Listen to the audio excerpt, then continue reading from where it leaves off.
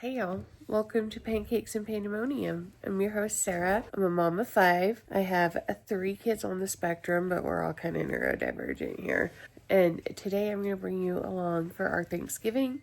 We're having kind of a different Thanksgiving this year. If you can't tell, I have a cold. Em's had the same cold. So far, everybody else has managed to not catch it. And then if you've been following us for a while, you've been following the broken foot saga. I broke my foot in September. It's a non-weight bearing injury. So we are having a low-key, semi-non-traditional Thanksgiving, but we're going to make it super fun. And right now, our landlord, we live in a basement apartment.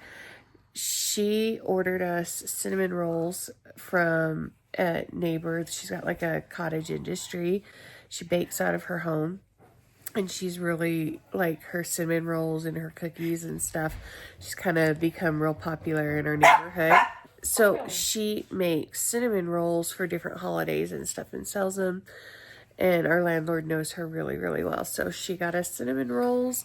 So we're hanging out. We're in my bed. And we are going to watch the Macy's parade and have cinnamon rolls for breakfast to kick off this holiday. And we're going to bring you along today. How does that sound?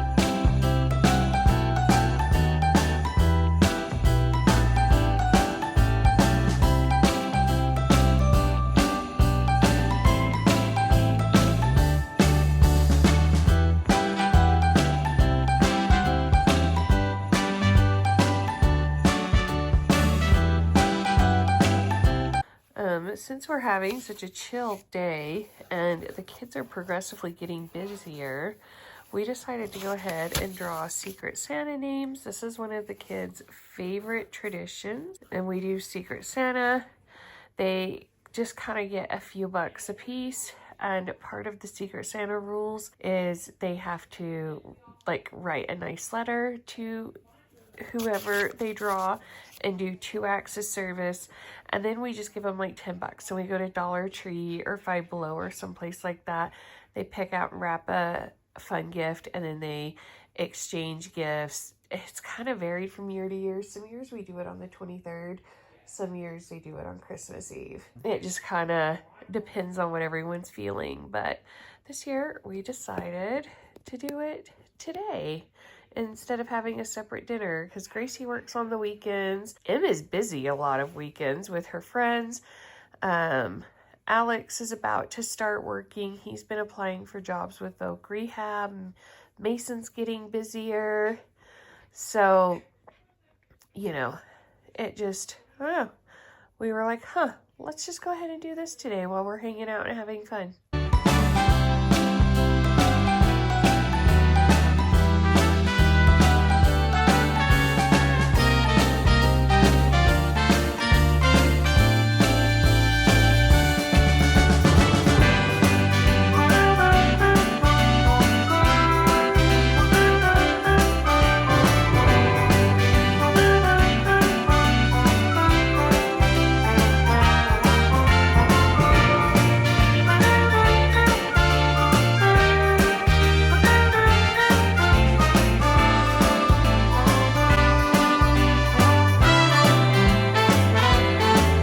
Okay, guys, there's a local grocery store here that's open today. My husband got me Sudafed. We had to, get the hard stuff. Good grief. But I'm hanging in there. So, the boys are deboning Costco chickens. I told y'all in my grocery haul when we revealed what we were doing that we were going back to get Costco chicken. We were going to do chicken salad and sliders later tonight. So, they're doing that. Me and Gracie are going to get chicken salad in the fridge so it can sit all day, and then we're gonna watch a movie. So we're all pretty excited. We're gonna watch Dear Santa on Paramount. So we're making chicken salad. It's super easy. I'm gonna be a little bit fancy, and we're gonna toast up some of our walnuts. I got these a few Trader Joe's hauls back. So, cold pan. That's a lot, but everyone will be okay. Cold pan. I'm gonna turn them just under medium, and then we're just gonna let them sit there. I'll give them a stir in a little bit, but they go pretty fast. Got celery, onion, grapes. I thought I had bought grapes, but apparently I didn't. So we borrowed a bowl full from upstairs, and grapes really make it. If we didn't have grapes, or if we weren't able to get grapes, I probably would have substituted mandarin oranges, which I have not tried yet. It would have been totally experimental, but I would imagine like you kind of get the slightly sweet but tangy. But that was my thought process if we couldn't get grapes. But we like a little sweetness and bite of fruit in our chicken salads, so this really makes it. Ryan is taking the chicken off the bone, like I said before, and then we're gonna probably use about a half a chicken's worth of chicken, because this is one of everybody's favorites. And so once the walnuts are done, we will do the walnuts, and I'll show you how I make the dressing. He said this was 2 chickens. I'm not sure, to be honest with y'all, but that's fine because I always turn the carcasses into chicken broth and it's really yummy, so it's probably fine. So I'm gonna use about half this bowl of chicken, and then we're gonna freeze the rest for easy dinners.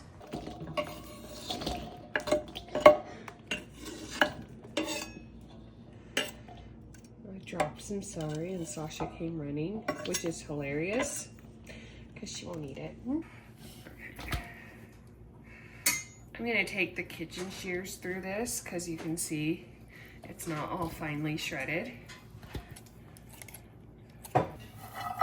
Okay, so the walnuts are cooled. I'm just, when I stir it and see big pieces, I'm just giving them a quick cut. I'm doing such a, no, I am gonna need a different spoon. I'm gonna need a couple cups of mayo for this, because it's, I mean guys, it's a huge bowl of chicken salad. So you can for sure cut this down for your family size if you need it. The original recipe that I based this off of was my mother-in-law's, and she put garlic powder and onion powder and salt and pepper. This is a fantastic shortcut. This has a little bit of garlic in it, and then it's got tons of different things from the allium family. Shallots, chives, dried minced onion. Has a little bit of salt in it, but I'll add a little bit of extra sea salt too. This is a 1/4 teaspoon. I just put in 2 teaspoons of sugar. Healthy pinch of sea salt. I'm using the Trader Joe's sea salt that I really love. And then this is the part that she changed up all the time. When she got the recipe, they told her you did some type of white vinegar or vinaigrette. Mother-in-law a lot of times used a balsamic vinaigrette, like salad dressing, and I actually really love champagne vinegar in this, but I don't have any today. I'm gonna use this peach cider vinegar. It's not gonna be peachy, it's just gonna be a good sweeter vinegar flavor in this and give it good flavor. And it's about a tablespoon worth. As most really homey recipes, it goes through phases where it doesn't always look beautiful. And sometimes, you know, you just add in dashes, you know, until it tastes right. I'm not gonna taste it because I have a cold. I did wash my hands really good before y'all saw me touch the chicken, but I'm still not gonna like taste. I'm gonna have somebody else taste this and tell me what it is and adjust from there. Somebody who's not sick. It needed like another pinch of sugar, Gracie said. So now, we'll go ahead and just make sure we don't waste anything. Now we're gonna mix the salad. And showing you this on Thanksgiving, I mean, obviously a lot of people aren't eating chicken salad on Thanksgiving because you can do this with leftover turkey. Your leftover, really well seasoned Thanksgiving turkey would be an amazing substitution, and do, you know, turkey salad. That would be so, so delicious. See, look at that. That's why you need a ton of mayonnaise, I feel like, for this salad. So it's about 11:30 when I'm filming this. I'm gonna wrap this, stick it in the fridge, and it's gonna be eaten way later tonight, and all those flavors are gonna mix together, and it's gonna be perfect. Okay, so we're really making sure, except for I forgot heavy cream, so we're doing our best to really make sure we have a really good, creamy, rich French toast. So I'm taking the time to separate and the egg whites and egg yolks because we want it very custardy. And then we'll just whip up these egg whites later and either do something with a meringue or fold them into pancakes, like for Sunday breakfast or something. We're doing 12 whole eggs and 12 egg yolks. And then I am out of creamer. Or I'm out of heavy cream. I thought I had bought heavy cream with the groceries, and somehow I managed to not pick it up in any grocery order. So we're using Cinnabon coffee creamer, some sea salt, and then you guys know this is one of our favorite additions in our home. And anytime I use this and show you guys, I link it. You can tell we really go through it. It's amazing. It's like a upscaled pumpkin pie spice. It's perfection. So one thing I do when I'm doing cinnamon or spices that float to the top, especially in like this, I put it in the fat first, and then it will adhere to it. I have eggs on my hands, so I don't want to stick my hand in the sugar. And then we're gonna go ahead and mix the sugar in with it, and then we won't have an excess amount of spice like floating to the top of our custard. And yes, this looks like a lot of sugar. Guys, we're making brioche and then 2 loaves of gingerbread streusel.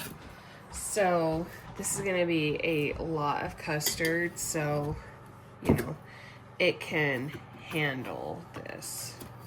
That's probably good. All right, I got my hands washed. I have to stop and start because I'm not supposed to be walking a lot, but we got a healthy pinch of sea salt in there. Now we're gonna break up all these yolks and mix it, and then add our liquid.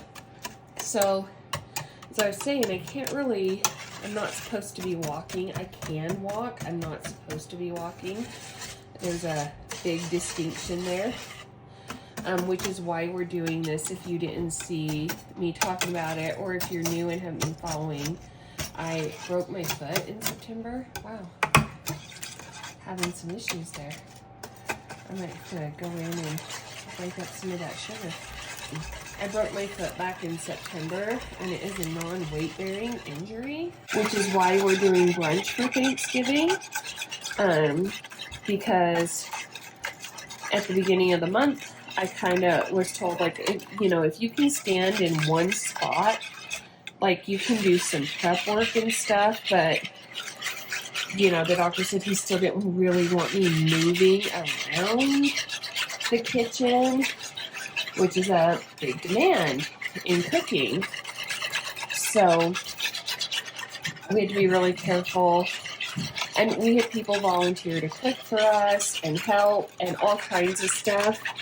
But ultimately, Lance and I talked, and then we talked with the kids. And everybody just thought brunch sounded good. Obviously, once I can do more, I'll make a turkey dinner. If you saw my grocery haul, I got a turkey while they were 69 cents a pound. So, yeah, we're having a really low-key holiday. But I could stand in here, obviously, and crack eggs and make custard while Lance starts the sausage and bacon. And then he is going to stand at the griddle We're gonna fix that real quick. That's not gonna break up. We're gonna take the chunks out. He's gonna stand at the griddle and griddle everything, and I'll go put my foot back up. I think I got most of the chunks either broken up or picked out. It's a real creamy custard. Now we're gonna add our liquid.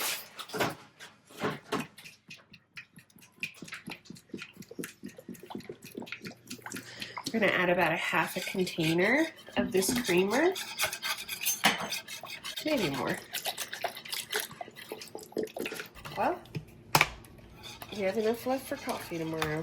Right, so I'm still beating eggs, you know, getting it good and smooth, but notice how none of that, remember, spice is floating to the top. It's all incorporated into the batter. All right, sitting back down, complete with my favorite furry friend, Sasha. Say hi. Say hi, guys. Do you need a drink? Let's get you some water. Hey, Mason.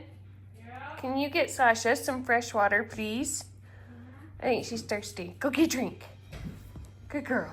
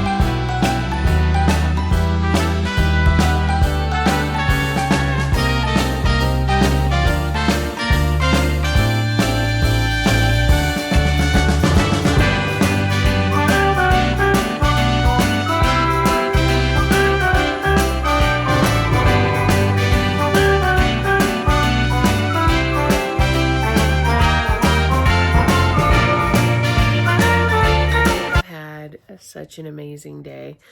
Even with colds, even with everything else, brunch was the perfect choice for Thanksgiving dinner. This chicken salad is delicious. We decided to hold off. We're all feeling lazy, so we're gonna do sliders probably like tomorrow night. So, but they're in the fridge, they're thawing, they're totally fine.